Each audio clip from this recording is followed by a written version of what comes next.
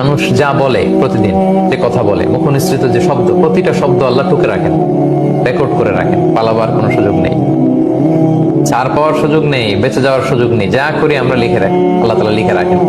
তো আমরা ভালো কাজ করেও যারা দুনিয়াতে বিপদের মুখোমুখি হই, জুলুমের শিকার, আমাদের এখানে আসা জায়গা নিয়ে একটা বার্তা যে এগুলো কিন্তু আল্লাহ লিখে রেখেছেন। আমি মাজলুম, আমাকে মানুষ ভুল বুঝেছে, সমাজ আমাকে ভুল বুঝেছে, কিন্তু আল্লাহ বলে আমি ভুল বুঝিনি, তোমার সব কাজ আমি লিখে রেখেছি।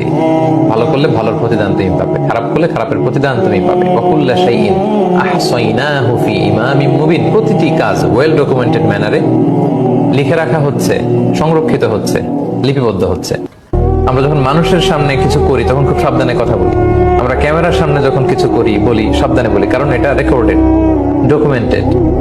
আল্লাহ তাআলা বলেন এরকম ইমাম মুবিন নামক ভিডিও রেকর্ড দিয়ে আমি সবকিছু সিসি ক্যামেরার মতো টুকে রাখছি, তুলে রাখছি, লিপিবদ্ধ করে রাখছি, আর সংরক্ষিত থাকছে আমার কাছে।